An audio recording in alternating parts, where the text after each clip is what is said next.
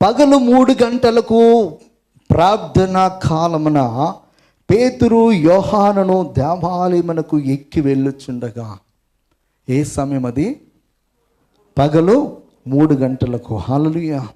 పగలు 3 గంటలకు ప్రార్థన చేసే అలవాటు ఎంతమందికి ఉంది ఇక్కడ? 99% చాలామందికి ఉండదు. ఎర్లీ మార్నింగ్ 3 గంటలకు చేసే అలవాటు ఉంటుంది, కానీ పగలు బ్రదర్ మీకుందా? ప్రైజ్ గాడ్, హల్లెలూయా. పగలు 3 గంటలకు ఎక్కడికి వెళ్తున్నారన్నమాట? పేతురు యోహాను దేవాలయానికి వెళ్తున్నారు. వాళ్ళకి ఆ సమయంలో ప్రార్థించే అలవాటు కలిగినటువంటి వారుగా ఉన్నారన్నమాట. ఎవరండా? పేతురు యోహాను. పేతురు యోహాను మనం చూసినట్లయితే ఆ దినాలలో ఎక్కువ సమయము దేవునితోనూ ఆ తర్వాత దేవుని యొక్క పరిచర్యతోనూ గడిపేవారు ఉన్నారు. ఎలా ఉన్నారు? దేవునితోనూ దేవుడు వారికి అప్పగించినటువంటి పని చేయటంలో. హల్లెలూయా. ఒకటి ప్రార్థన, 2 పరిచర్య అన్నమాట. హల్లెలూయా.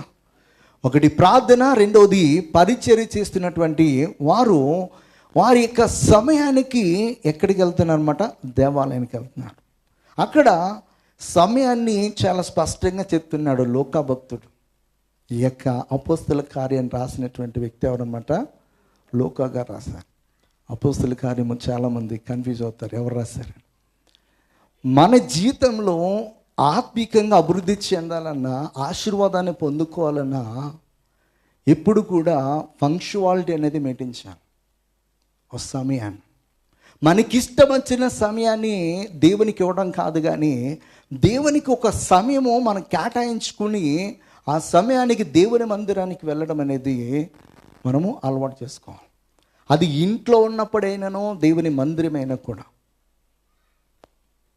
ఓ సమయం అనేది మనం ఎప్పుడైతే మెయింటైన్ చేస్తామో దాని ద్వారా దేవుని యొక్క కార్యాలు జరగడానికి అవకాశము ఉంటుందన్నమాట.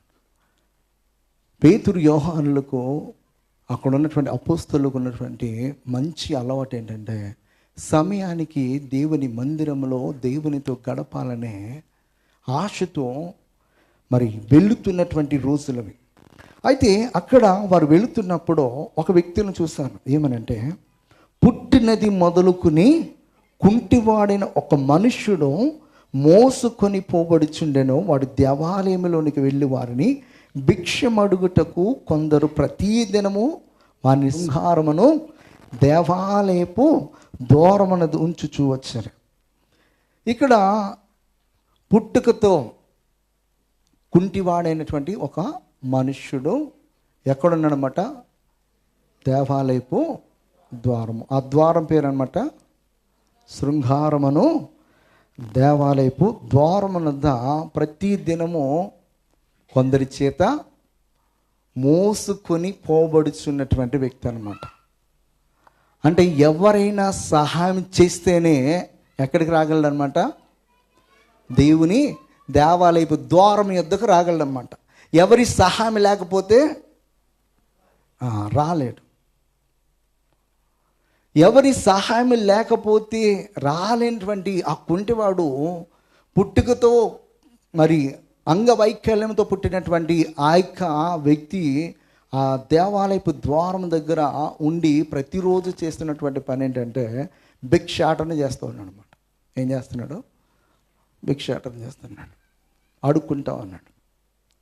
ఈ అడుక్కునే క్రమంలోనే ఈ ఇద్దరు వెళుతున్నప్పుడు వీళ్ళిద్దరి వైపు ఎలా చూస్తున్నాడు అన్నమాట? ఆశగా చూస్తూ ఉన్నాడు. చాలా ఆశగా చూస్తున్నాడు. ఎందుకు? రూపాయో 2 రూపాయలు వేస్తారని. చాలామంది అడుక్కునేటప్పుడు మన ఎద్దుకు వస్తారు, ఆశతో వస్తూ ఉంటారు. కొంతమంది ఇంకా ఎక్కువ సంపాదించుకోవడానికి వస్తారు. అడుక్కునే వాళ్ళు ఈ రోజుల్లో చాలా రకాలుగా ఉన్నారు. మనకంటే అడుక్కునే వాళ్ళే కోటీశ్వర్లు ఉన్నారు. హల్లెలూయా.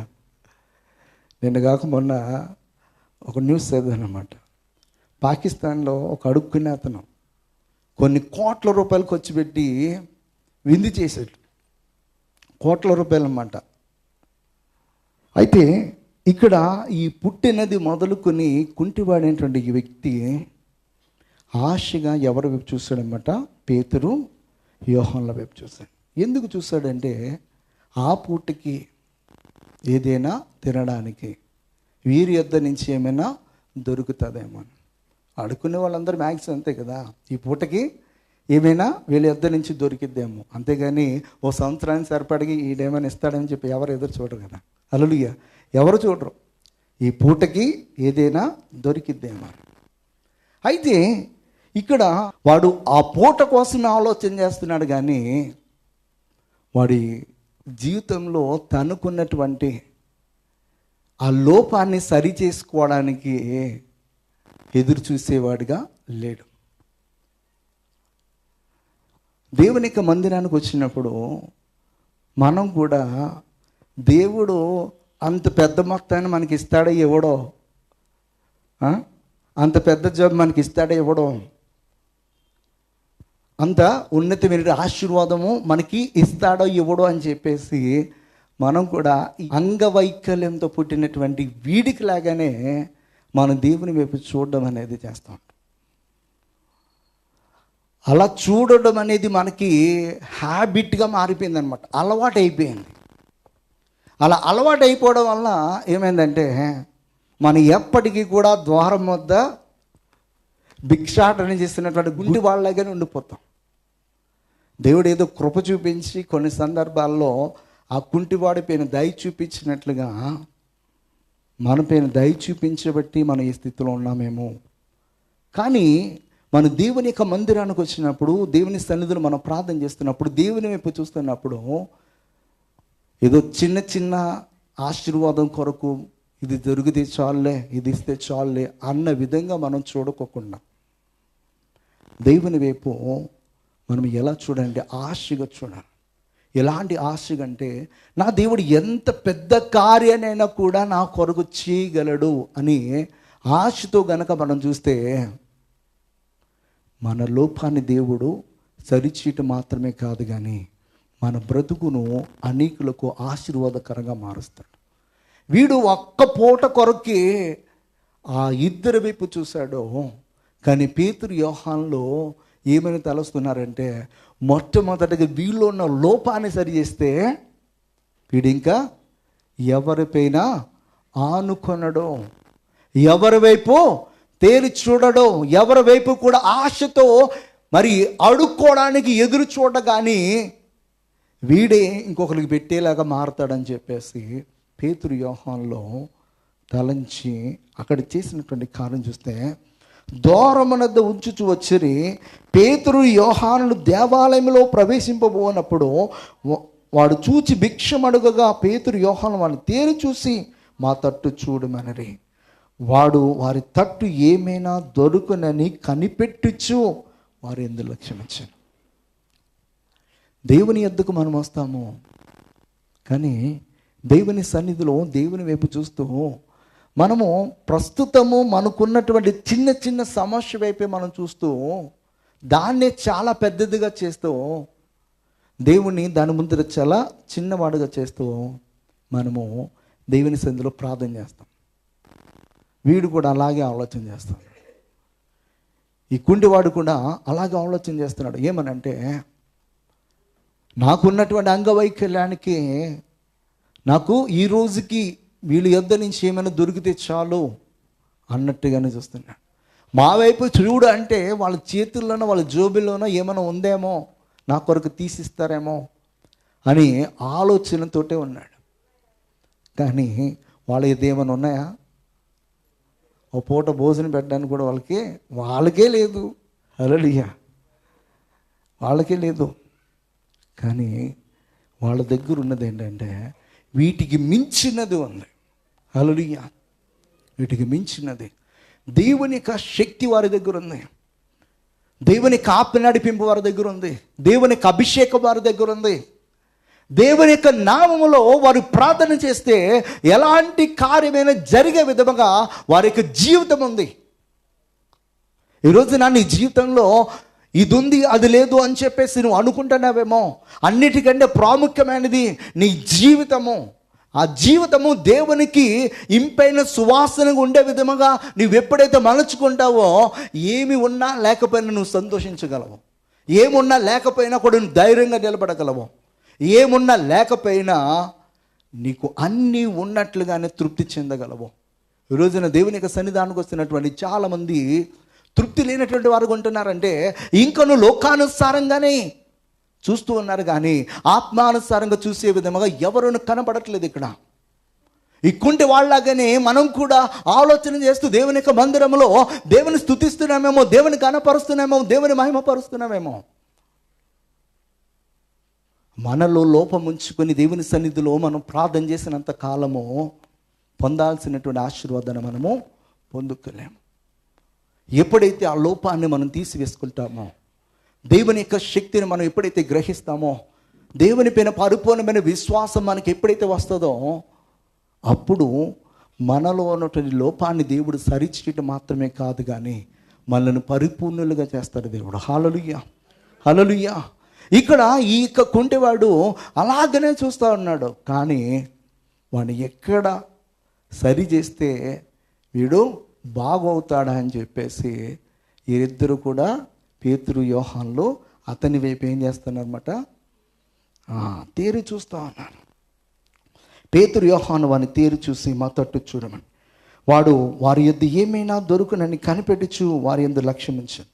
అంతటా పేతురు అంటున్నాడు, వెండి బంగారములు నా యొద్ద లేవు, కానీ నాకు కలిగినదే నీకు ఇచ్చుచున్నాను, నజరేయుడైన యేసు క్రీస్తు నామమున నడువుమని చెప్పారు. హల్లెలూయా. ఇంతకంటే గొప్ప ఆశీర్వాదం ఏమైనా ఉంటుందా? హల్లెలూయా. ఒక పూట భోజనము కంటే వాడిలో ఉన్నటువంటి లోపము, వాళ్ళు ఉన్నటువంటి అంగవైకల్యమును తీసివేసి ఇక ఎవరు కూడా వాడిని మోసుకెళ్లాల్సినటువంటి అవసరం లేకోకుండా, ఇంకా ఎవరిపైనా కూడా వాడు ఆనుకొనకోకుండా వాడి పని వాడు చేసుకుంటూ కష్టపడి వాడి ఆహారాన్ని వాడే సంపాదించుకుని అవసరమైతే వాడే ఇంకా ఇతరులకు పెట్టే విధంగా వాడి జీవితాన్ని మార్చాలని చెప్పేసి పేతురు యోహానులు అతని వైపు ఏం చేశారన్నమాట చూస్తూ ఉన్నా. ఈ ఉదయకాల సమయంలో దేవుని యొక్క మందిరంలో మన దేవుణ్ణి మరి స్తుతించడానికి, ఆరాధించడానికి, ప్రార్థించడానికి వచ్చినప్పుడు మనం కూడా మనలో ఉన్నటువంటి ఏదైతే ఇంకా అంగవైకల్యంగా, అంటే భౌతికపరమైనది కాదు, ఆత్మపరమైనటువంటి ఈ అంగవైకల్యాన్ని ఎప్పుడైతే మనము మనలో నుంచి తీసివేసుకుంటామో, ఎప్పుడైతే దాన్ని సరి చేసుకుంటామో, మన జీవితము అనేకులకు ఆశీర్వాదకరంగా మార్చబడుతుంది, అనేకులకు దీవెనకరంగా మార్చబడతాయి. అంతేగాని మనం అదే లోపంతో అలాగే జీవిస్తూ ఉన్నప్పుడు అందరికిలాగానే నువ్వేది అడుగుతావో ఆ కొద్దిపాటి ఆశీర్వాదాన్ని దేవుని యొద్ద నుంచి పొందుకుంటావు, కానీ అనేకులకు ఆశీర్వాదకరంగా మనము మార్చబడాలి. అనేకులకు ఆశీర్వాదకరంగా మార్చబడాలంటే ఆత్మీయమైనటువంటి అంగవైకల్యము మనలో నుంచి మనము తొలగించుకునే ప్రార్థన జీవితాన్ని మనం కలిగి ఉంటాం. దాని కొరకు దేవుని సన్నిధికి రావాలి. ప్రభువా నాకు మేడలు, మిద్దెలు, మంచి ఉద్యోగమే, మంచి భార్యని, మంచి భర్తని, మంచి పిల్లల్ని, ఇంకా ఇంకా బంగారం, వెండి, ఇంకా ఇంకా ఇంకా ఈ భౌతిక పరమైనటువంటి ఆశీర్వాదము ఎప్పుడు మన దగ్గర ఉంటుందో, ఎప్పుడు మన ఎదురు నుంచి తీసివేయబడుతుందో మనకే తెలియదు. అవునా కదా? ఎంతమంది మన ముందరే బీదవాళ్ళు ధనవంతులు అయిపోతున్నారు, ధనవంతులు గట్టిగా దరిద్రాన్ని అనుభవించే విధంగా అయిపోతూ ఉన్నారు. మనలో ఉన్నటువంటి లోపాన్ని దేవుడు మొట్టమొదటిగా సరి చేసుకోమంటున్నాడు. ఆత్మీయమైనటువంటి లోపాన్ని,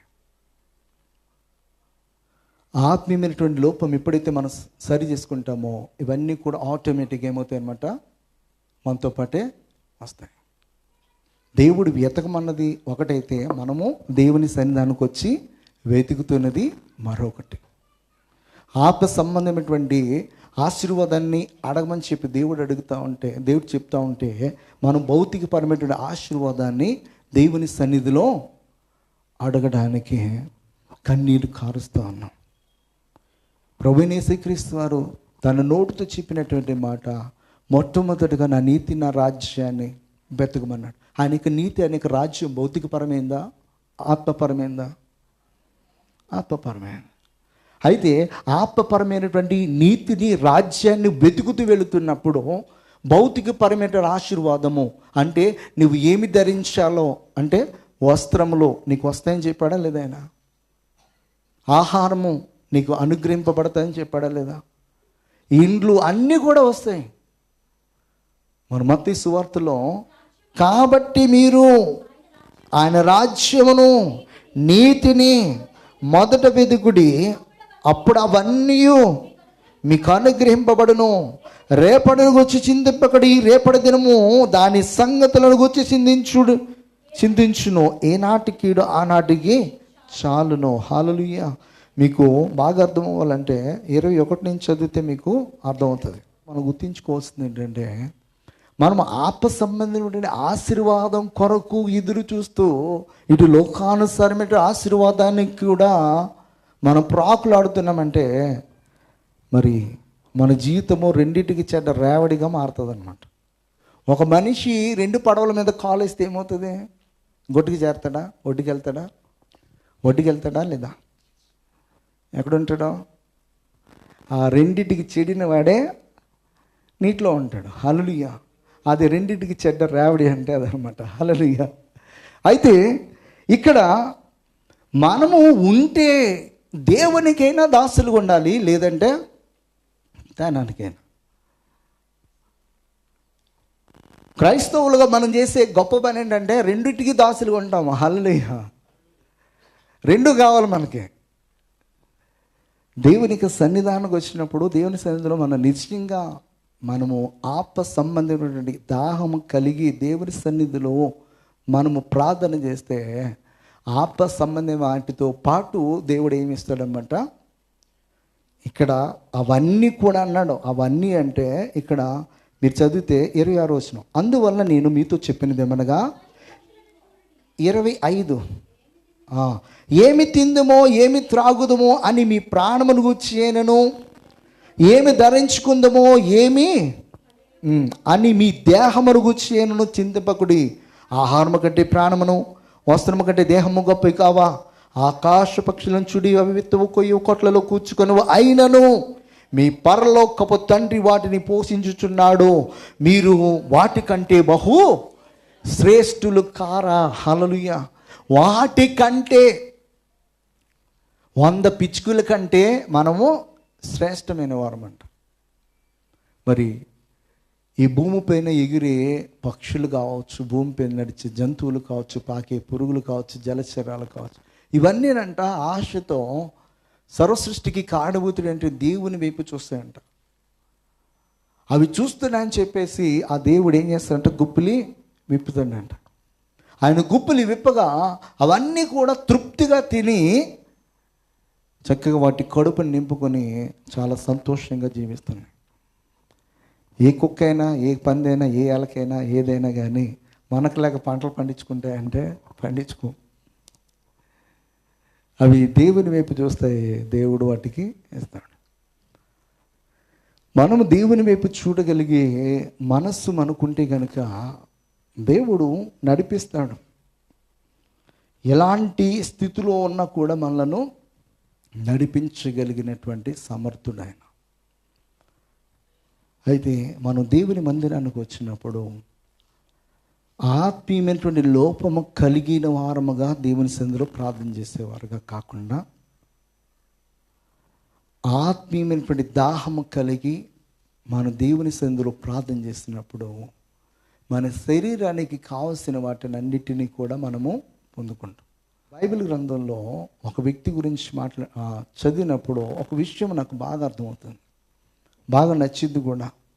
అంటే బిఫోర్ ఆఫ్టర్ తన యొక్క జీవితం, ఆత్మీయ జీవితంలో బాగా బలముగా ఉన్నప్పుడు, ఆత్మీయ జీవితంలో పడిపోయినప్పుడు, జీవితాలు రెండింటినీ కూడా కంపేర్ చేస్తే ఆత్మీయ జీవితంలో ఉన్నప్పుడు, దేవుని ప్రత్యక్షతను తను చూసినప్పుడు, దేవునితో సహవాసంలో ఉన్నప్పుడు తను అధికముగా ప్రార్థన చేసేవాడుగా ఉన్నప్పుడు దేవుని సన్నిధిలో చాలా మరి క్లుప్తంగా ప్రార్థన చేసి ఏం కావాలి అని తను ఏది బాగా అవసరతగా ఉందో దాన్ని మాత్రమే అడిగి ఇంకా వేటిని గురించి కూడా అడిగే మనస్తత్వం లేనటువంటి వాడు ఉన్నాడు.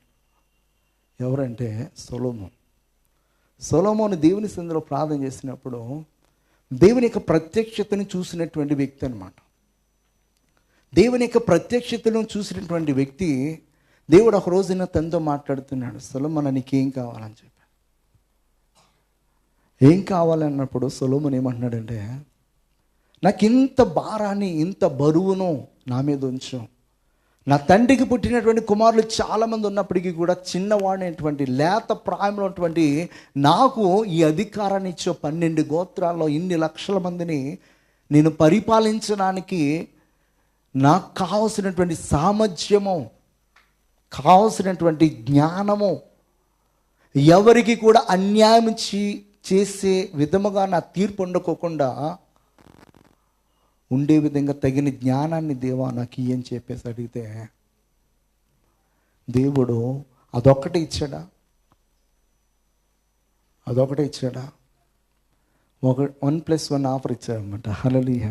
అయితే మనము ఏం కావాలన్నప్పుడు ఒక ఇల్లు కావాలని అనుకో, సరే పో ఆ ఇల్లే తీసుకో అంటాడు అంతే.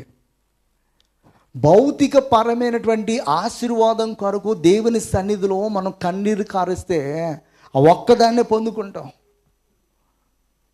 అక్కడతోటి ఆగిపోతుంది. కానీ సొలొమోను ఆత్మ సంబంధమైన ఆశీర్వాదం కొరకు దేవుని సన్నిధిలో మొరపెట్టి, నాకు ఈ భారమును ఇచ్చావు కనుక ఇశ్రాయేలు 12 గోత్రాలని కాపాడడానికి నాకు మరి రాజరిక అధికారాన్ని ఇచ్చావు కనుక, పట్టాభిషిక్తుడిని చేసావు కనుక ఈ ప్రజలను సరిగ్గా పరిపాలించడానికి నీ జ్ఞానం నాకు కావాలన్నాడు అంతే. జ్ఞానంతో పాటు దేవుడు ఏమి ఇచ్చాడనమాట, సొలొమోను కంటే ఐశ్వర్యవంతుడు భూమిపైన ఎవరు లేరు, ఇప్పటికీ లేరు. ఒక రోజున సొలొమోను యొక్క భోజనపు బల్ల మీద భోజనం చేసేవాళ్ళు కొన్ని వేల మంది, 40 సంవత్సరాలు కొన్ని వేల మంది తింటా ఉంటే ఎన్ని ఆస్తులు కరిగిపోతాయి? ఏమన్నా మామూలు ఐటమ్సా? ఏ సీజన్లో ఏ దేశంలో ఏది బెస్ట్ ఫుడ్డో ఆ బెస్ట్ ఫుడ్ అంతా కూడా ఎవరి బల్ల మీద ఉండాలన్నమాట, సొలొమోను భోజనపు బల్ల మీద ఉండాలి. దాన్ని సేకరించడానికి గోత్రానికి ఒకటి కాడికి 12 మంది ఉంటారు. ఈ 12 మంది వేరు వేరు ప్రాంతాల్లో వేరు వేరు సీజన్స్లో ఏం చేస్తారన్నమాట, వీళ్ళ పని ఏంటంటే బెస్ట్ ఫుడ్ తీసుకుని వెళ్ళడానికి మాత్రమే పనిచేసేది. అది సొలొమోను జీవితం. తన ఆత్మీయ జీవితం బాగున్నప్పుడు దేవుని సన్నిధిలో తను ప్రార్థన చేస్తే దేవుడు ప్రత్యక్షమైతే తను అడిగింది ఏంటంటే, ఈ ప్రజల క్షేమం కొరకు అడిగాడు. ఈ ప్రజల క్షేమం కొరకు అడిగితే దేవుడు ఏం చేశారన్నమాట, తనకి కూడా మరి ఆశీర్వాదాన్ని ఇచ్చాడు. ఎలాంటి ఆశీర్వాదం అంటే, నీలాంటి జ్ఞానవంతుడు భూమి మీద ఇక పుట్టుడని చెప్పాడు, నీలాంటి ధనవంతుడు ఇక ఉండడని చెప్పేసి దేవుడు తనని బహుగా ఆశీర్వదించడం. మన అంగవైకల్యం కలిగిన వారముగా ఉన్నప్పుడు ఈ కొద్దిగా ఇస్తే చాలే, ఇది ఇస్తే చాలే అని చెప్పేసి అడుగుతాం. చిన్నప్పుడు పెద్దవాళ్ళు అంటారు, కొడితే ఏనుగు ఎక్కడ కొట్టాలి, కుంభస్థలం మీద కొట్టాలి. హల్లెలూయా. అంటే దేవుని సన్నిధిలో మనము అడగడం వస్తే మన యొక్క జీవితాలు ఎలా ఉండాలంటే, మరి ఆత్మీయమైనటువంటి ఆశీర్వాదంతో పాటు భౌతికపరమైన ఆశీర్వాదాన్ని మనం పొందుకునే విధంగా అడగాలి. అందుకే పరిశుద్ధాత్మ దేవుడి గురించి అపోస్తలుడైన పౌలు అంటాడన్నమాట, యుక్తముగా మీరు ఎలా ప్రార్థించాలో మీకు తెలియదు కనుక అంటాడు. యుక్తముగా ఎలా ప్రార్థించాలో మీకు తెలియదు కనుక ఆయనే మన తరువున ఏం చేస్తాడంటే, ఆయన ఉచ్చరింప సఖ్యము కాని మూలుగుల చేత మన తరపున తండ్రికి ఏం చేస్తూ ఉంటాడు అన్నమాట, ఆయన విజ్ఞాపన చేస్తూ ఉంటాడు. హల్లెలూయా. హల్లెలూయా. ఆయన విజ్ఞాపన చేస్తూ ఉంటాడు. ఆ స్టేజ్కి మనం రాగలగాలి. హల్లెలూయా, హల్లెలూయా. ఇక్కడ అపోస్తలులందరూ కూడా వారి యొక్క జీవితంలో మరి బిఫోర్ ఆఫ్టర్ మనం చూసినట్లయితే, అంటే ప్రభువైన యేసుక్రీస్తు వారు మరణము అవ్వక మునుపు, అయిన తరువాత వారి జీవితాలను చూసినట్లయితే, అవ్వక మునుపు కొద్దో గొప్ప వాళ్ళు భౌతికపరమైనటువంటి ఆశీర్వాదం కొరకో, ఆధారం కొరకో వాళ్ళు ఎదురు చూశారు. కానీ ఎప్పుడైతే ఆయన మరణించి తిరిగి లేచి తన్ను తాను వారికి 40 దినాలు ప్రత్యక్షపరుచుకొని ఎన్నో అద్భుతాలు చేసిన తర్వాత ఆయన చెప్పినట్లుగా వీరు చేసి ఆ యొక్క మేడ గదిలో 10 రోజులు ఎప్పుడైతే ప్రార్థన చేస్తారో, ఎప్పుడైతే పరిశుద్ధాత్మ దేవుడు వారి మీదకి వచ్చాడో, అప్పటి నుంచి వారి యొక్క జీవితాల్లో టోటల్గా చేంజ్ అయిపోయారు. ఇక భౌతికపరమైన దేని కొరకు వారు చూడట్లేదు, ఆత్మ సంబంధించిన వాటి కొరకే వాళ్ళు ఎదురు చూస్తూ ఉన్నారు. కనుక ఇంకా వేటిని కూడా వాళ్ళు వారితో తీసుకుని వెళ్ళడానికి ఇష్టపడట్లే. దేవుని మీద ఆనుకొని, దేవుని ఆధారం చేసుకుని పరిచర్యకు వెళ్ళిపోతూ ఉన్నారు. కనుక దేవుడు వారి ప్రతి అవసరతను ఏం చేసేవాడు అన్నమాట, తీరుస్తూ వచ్చేవాడు. ఇక్కడ ఈ కుంటివానిలాగా మనము దేవుని వైపు చూసి ఇది దొరికితే చాలన్నట్టుగా చూడకూడదు. మనలో ఉన్నటువంటి లోపం ఎప్పుడైతే సరిచేయబడుతుందో, ఆ ఆత్మీయమైన లోపము ఆటోమేటిక్గా అన్నీ కూడా మనపైకి ఏమవుతాయి అనమాట, ఫ్లో అవుతూ ఉంటాయి అన్నమాట. హల్లెలూయా, హల్లెలూయా. మన ఆత్మీయ జీవితాన్ని మనము చర్య చేసుకున్నట్లయితే, దేవుని వైపు ఆశతో చూస్తున్నప్పుడు దేవుడు మన యొక్క హృదయ స్థితిని ఎరిగినటువంటి వాడు. హల్లెలూయా. అపోస్తలుల కార్యముల గ్రంథంలో ఒక చోట మరి అపోస్తలుడైన పౌలు చేసినటువంటి కార్యాన్ని మనం చూస్తే 14వ అధ్యాయము 7వ వచనంలో, లుస్త్రాలో బలహీన పాదములు గల ఒకడుండెను. అతడు పుట్టినది మొదలుకొని కుంటివాడు, ఎన్నడూ నడువలేక కూర్చుండివాడు. అతడు పౌలు మాట్లాడుట వినెను. పౌలు అతని వైపు తేరు చూసి స్వస్థత పొందుటకు అతనికి విశ్వాసం ఉండేనని గ్రహించి, హల్లెలూయా. ఇక్కడ పౌలు వైపు పుట్టినది మొదలుకొని కుంటివాడు చూస్తూ ఉన్నాడు. తన చూపులో పౌలుకి ఎలా అర్థమైంది అన్నమాట, తనలో చాలా విశ్వాసం ఉంది. ప్రభువైన యేసుక్రీస్తు వారు అనేకులను స్వస్థపరిచిన తరువాత ఆయన చెప్పినటువంటి మాట ఏంటంటే, నీ విశ్వాసమే ఏంటంట, నీ విశ్వాసమే నిన్ను స్వస్థపరిచింది అని చెప్పేసి ఆయన చెప్తున్నాడు అన్నమాట. ఇక్కడ లుస్త్రాలో ఉన్నటువంటి ఈ యొక్క వ్యక్తి విశ్వాసంతో పౌలు వైపు తేరు చూస్తున్నాడో, ఆ విశ్వాసంతో చూస్తున్నటువంటి ఆ వ్యక్తి యొక్క మరి హృదయాన్ని గ్రహించినటువంటి పౌలు తను ఏం చేశాడనమాట, స్వస్థపరచడం జరిగింది. మన దేవుని సన్నిధిలో మనం ప్రార్థన చేస్తున్నప్పుడు మన హృదయ స్థితి ఎలా ఉందో, మన విశ్వాసం ఎలా ఉందో, మనం ఎంత భక్తి శ్రద్ధలతో దేవునికి ప్రార్థన విజ్ఞాపన చేస్తున్నామో, మనకంటే దేవునికి చాలా చాలా బాగా అర్థమవుతుంది. కనుక కొన్ని ప్రార్థనలకు మనకి ఏం రాదనమాట, అసలు దేవుని వద్ద నుంచి ఇంచి కూడా స్పందన రాదు. స్పందన రావాలంటే మొట్టమొదటిగా స్పందన ఎవరిలో రావాలి, ఎవరిలో రావాలి, గట్టిగా చెప్పండి అమ్మా, ఎవరిలో రావాలి, మనలో రావాలి. మనలో ఉన్నటువంటి లోపము సరిచేయబడితే అడిగిన అడగకపోయినా వస్తాయి.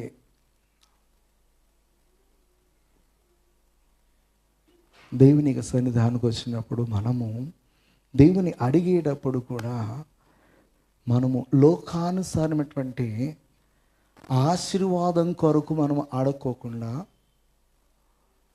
దేవుని యొక్క ఉన్నతమైనటువంటి ఆ కృపను ఎరిగినటువంటి వారమై దేవుని సన్నిధిలో ప్రార్థన చేస్తే కనుక ఖచ్చితమైనటువంటి జవాబును దేవుని వద్ద నుంచి మనం పొందుకుంటాం.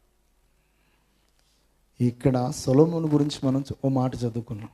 సొలొమోను యొక్క తండ్రి యొక్క జీవితాన్ని మనం చూస్తే, ఈయనైతే రాజుగారి కుమారుడు, దావీదు ఎవరి కుమారుడు, యెషయా ఎవరు? రాజా? దావీదు రాజు కనుక రాజుగారి కుమారుడు సొలొమోను. ఆటోమేటిక్గా ఆయనకి చాలా వరకు కూడా ప్రాపర్టీస్ కానీ ఇంకా ఇంకా ఇంకా చాలా చాలా అనుభవించడానికి ఆయనకి అర్హతలు ఉన్నాయి. దావీదుకు ఉందా? దావీదుకు లేదు. కానీ దావీదుకు ఒకటి ఉంది, ఏంటంటే ప్రార్థన జీవితం ఉంది, దేవుని ఆరాధించే జీవితం, దేవుని స్తుతించే జీవితం ఉంది, దేవుని ఎడల అపారమైనటువంటి నమ్మకం విశ్వాసముకు కలిగినటువంటి జీవితాన్ని కలిగి ఉన్నాడు. ఇక్కడ మాకు కలిగినదే అంటున్నాడు అక్కడ పేతురు యోహానులో. పేతురు యోహానుకి దేవుని పట్ల అపారమైన నమ్మిక ఉంది, విశ్వాసం ఉంది, భక్తి ఉంది, దేవునితో మంచి సహవాసం ఉంది. దానిని బట్టి వారు పొందుకున్నటువంటి శక్తి ఉంది, దేవుని యొక్క శక్తి. ఆ శక్తితో దేవుని ఎడల నమ్మికతో వారు ఏ కార్యాలు చేయగలరంటే, మీరు చూసినట్లయితే మార్కు సువార్త 16వ అధ్యాయంలో చెప్తాడు, నమ్మిన వారి ఎడల ఈ సూచక్రియలు జరుగునంటాడు. నమ్మిన వారి వలన ఈ సూచక్రియలు కనబడును. ఏమనగా నా నామమున దయ్యములను వెళ్ళగొట్టెదరు, క్రొత్త భాషలు మాట్లాడెదరు, పాములను ఎత్తి పట్టుకొందురు, మరణకరమైనది ఏది త్రాగినను అది వారికి హాని చేయదు, రోగుల మీద చేతులు ఉంచినప్పుడు వారు స్వస్థత నొందుదురని వారితో చెప్పాను. హల్లెలూయా. నమ్మితే, ఎవరైతే నమ్మిక ఉంచున్నారో, క్రీస్తుని బట్టి ఎవరైతే నమ్మిక కలిగి ఉన్నారో వారిలో దేవుడు ఎలాంటి కార్యాలు చేయబోతున్నాడు అనమాట. వారు వెళ్ళి ప్రార్థన చేస్తే అనేకులకి ఏం కలుగుతుంది అనమాట? స్వస్థత కలుగుతారు. దయ్యాలు పట్టేసి పీడింపబడుతున్న వారందరికీ కూడా ఏమొస్తుంది అనమాట? విడుదల వస్తుంది. ఇక్కడ పుట్టుకతో గుడ్డివాడా, పుట్టుకతో కుంటివాడా, పుట్టుకతో అవుటివాడా అనేది మ్యాటరే కాదనమాట. ఎలాంటి వాడికైనా ఏమొస్తుంది అనమాట?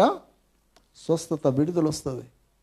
అదే డాక్టర్ దగ్గరికి వెళ్ళినప్పుడు డాక్టర్ మొట్టమొదటిగా అడిగే ప్రశ్న, నీకు పుట్టుకతో ఉందా? పుట్టుకతో ఉంటే నేనేం చేయలేను. హల్లెలూయా, దేవుని స్తోత్రం. కానీ దేవుని యొక్క శక్తి ఎలాంటిదంటే, పుట్టుకతో అంగవైకల్యం ఉన్నా దానిని సరిచీటకు సమర్థుడు ఆయన మాత్రమే కాదు, ఆయన యందు నమ్మిక ఉంచి నడుస్తున్న ప్రతి ఒక్కరి ద్వారా దేవుడు ఇలాంటి కార్యాలు చేయబోతున్నాడు అని చెప్పేసి మార్కు ఇక్కడ చెప్తున్నాడు. ఈ వచనాలన్నిటినీ జ్ఞాపకం ఉంచుకున్నటువంటి పేతురు యోహానులో వాడిలో ఉన్నటువంటి లోపాన్ని సరిచేయడానికి చూస్తూ ఉన్నారు. ఒక పూట వాడికి మంచి భోజనం పెట్టేవాడిని తృప్తిపరిచి వెళ్ళిపోవాలని చెప్పేసి అనుకోవట్లే. పరిపూర్ణముగా వాడి యొక్క లోపాన్ని సరి చేస్తే ఇక మరి ఎన్నటికీ కూడా వాడు ఎవరిని కూడా భిక్షము అడగడు అన్నమాట. దేవుని సన్నిధానికి వచ్చి మనం భిక్షం అడుక్కునే వాళ్ళకు ఉండకూడదు. రోజు దేవుని నామములో మనము చేయగలిగే వారంగా ఉన్నాం. అలాంటి స్థితికి మనకి విశ్వాసము రావాలి. హల్లెలూయా. దావీదును మనం చూస్తే, దావీదుకి ఏమీ లేదు కాపరుకున్నప్పుడు. ఒక షెపర్డ్ బాయ్, ఒక గొర్రెలు కాచుకుంటున్నటువంటి కుర్రవాడు.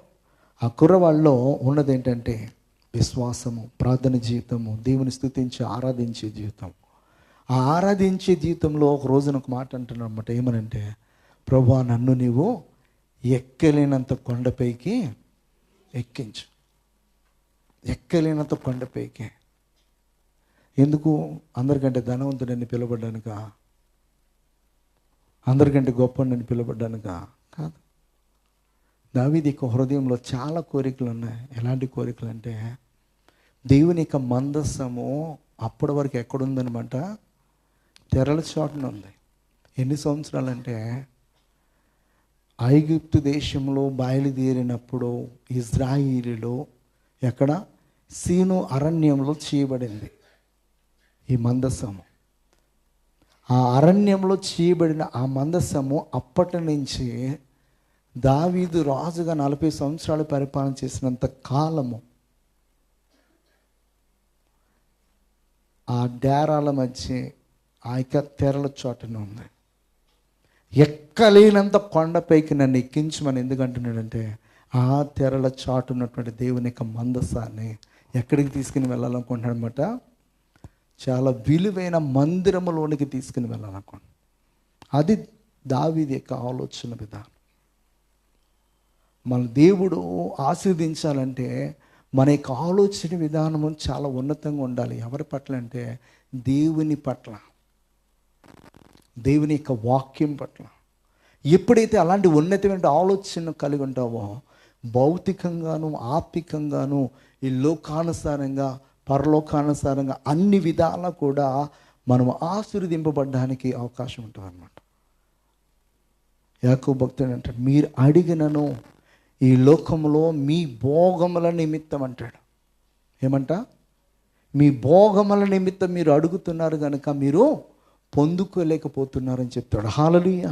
మీరు అడిగినను ఏమంట? మీ భోగముల నిమిత్తము వినియోగించుటకై దురుద్దేశముతో అడుగుదురు గనుక మీకేమీ దొరకట్లేదు.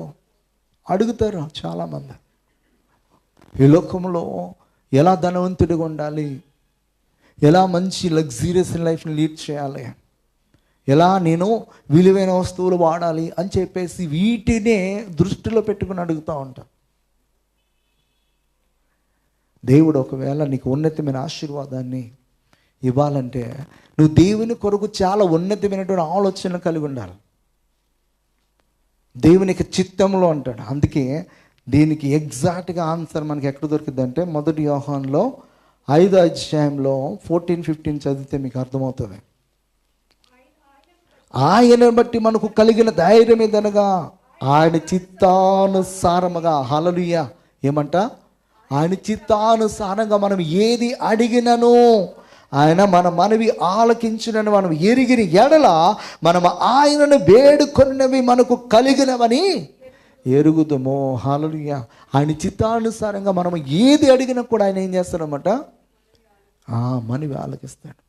ఇక్కడ దావీదు ఎందుకు నేను ఎక్కలేనంత కొండపైకి ఎక్కించమని అడుగుతున్నాడంటే, నేను అంత ఉన్నతమైన స్థితికి వెళ్తే నా యావదాస్తులో భాగమేంటి మొత్తం నీ కొరకు, నేను నీ యొక్క మందిరం కొరకు నేను వ్యయపరుస్తానని చెప్పేసి దేవుని మందిరము కట్టుడు కొరకే దేవుని ఏమన్నా అడుగుతున్నాడంటే ఎక్కలేనంత కొండపైకి ఎక్కించమని. 1 క్రోనికల్లో దావీదు ఒక మాట అంటాడు. దేవుని మందిరం పట్ల తనకి ఏముందని చెప్తాడంటే మక్కువ అని చెప్తాడనమాట.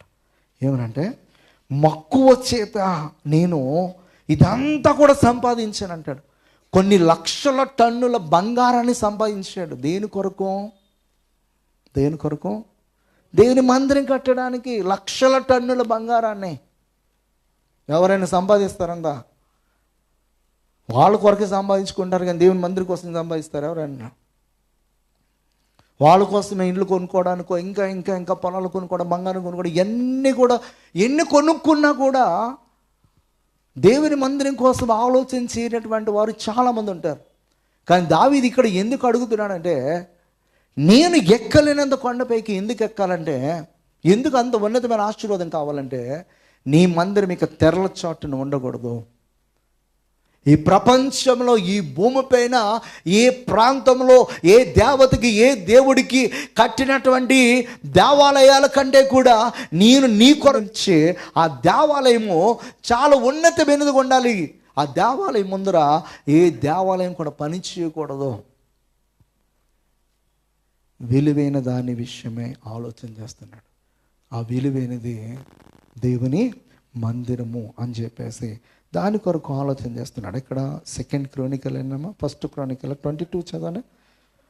22:14 చదవమ్మా.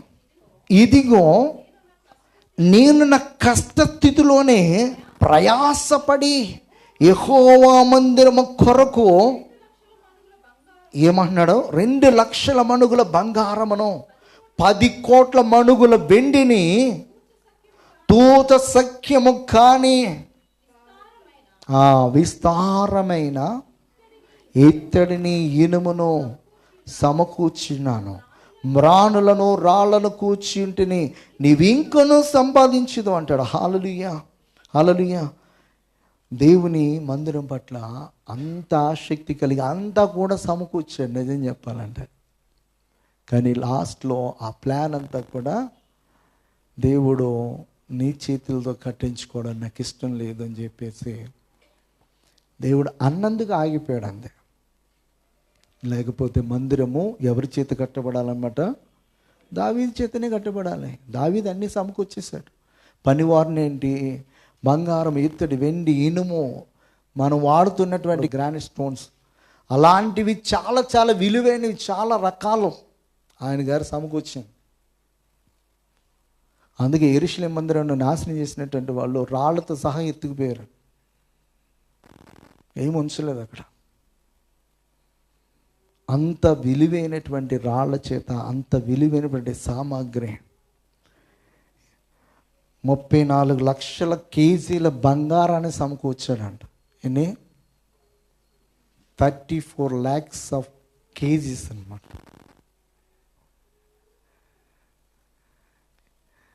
అంత సమకూర్చి దేవుని యొక్క మందిరాన్ని కట్టాలనుకున్నాడు. అందుకు దేవుణ్ణి అడుగుతున్నాడు, నన్ను అంత ఉన్నతమైన స్థితికి తీసుకున్నాను. దేవుణ్ణి అడగమంటే మనము దేవుని పరిచర్య కొరకు, ఇంకా అనేకులను ప్రభువులోనికి నడిపించట కొరకు, అనేకులకు సహాయం చేయట కొరకు మనము దేవుని సన్నిధిలో చాలా ఉన్నతమైనటువంటి ఆలోచన కలిగి మనం ప్రభువుని అడిగితే, దేవుడు ఇప్పుడు నువ్వు సంపాదించే దానికంటే కూడా నువ్వు ఊహించు అన్నమాట. అంత అత్యధికమైన కృపతో దేవుడు నింపేస్తాడు. ఏ స్థితిలో ఉన్నా కూడా నిన్ను పైకి లేవనెత్తగలిగినటువంటి సమర్థుడు. మనం కుంటి వాళ్ళగా ఆలోచన చేస్తే కనుక అక్కడితో ఆగిపోతుంది. ఆ కుంటివాడు ఆ పూటకి ఏదైనా దొరికితే చాలు అన్నట్టుగా చూస్తున్నాడు. కానీ దేవుని యొక్క కృప వలన వాడి ఆవిడితనం పోయిన తర్వాత వాడు చూడండి చక్కగా ఆ మాట చదివేసి ముగించేద్దాం. ఇంకా అయిపోయి వాని కుడిచి పట్టుకొని లేవనెత్తిన వెంటనే వాని పాదములను చీలమండలను బలము పొందెను.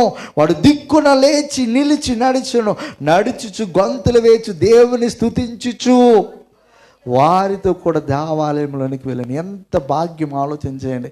వాడి యొక్క మరి ఆ జీవితం చూసినట్లయితే ఎప్పుడు కూడా ఎక్కడున్నాడు? ఆ ద్వారం దగ్గర ఉన్నాడు, కానీ దేవాలయంలోకి వచ్చాడా? ఇప్పుడు వాడి స్థితి ఎలా మారిపోయిందనమాట? దేవాలయంలోకి రావడం మాత్రమే కాదు, ఎగిరి గొంతులేస్తూ దేవుడిని ఏం చేస్తానమాట? స్తుతించగలుగుతున్నాడు అనమాట. హల్లెలూయా. మన దేవుని సన్నిధిలో అడిగే దాన్ని బట్టి మన యొక్క జీవితము సంతోషభరితంగా మారుతుంది. మన జీవితము ఆనందకరంగా మార్చబడాలంటే మరి మనం దేవుని సన్నిధానికి వచ్చినప్పుడు చాలా ఉన్నతమైనటువంటి ఆలోచన కలిగిన వారమే దేవుని సన్నిధిలో ప్రార్థన చేస్తే కనుక ఆ ఉన్నతమైన ఆలోచనలో మనం ఎక్కలేనంత కొండపైకి మనను ఎక్కిస్తాం. ఎక్కిన తర్వాత మనం మాత్రమే కాదు, అనేకులు మన ద్వారా ఆశీర్వదింపబడతారు. అనేకులు మన నీడలోనికి వస్తారన్నమాట. అది అసలైన ఆశీర్వాదం. అటువంటి ఆశీర్వాదం దేవుడు మనందరికీ కూడా అనుగ్రహించును గాక. ఆమేన్.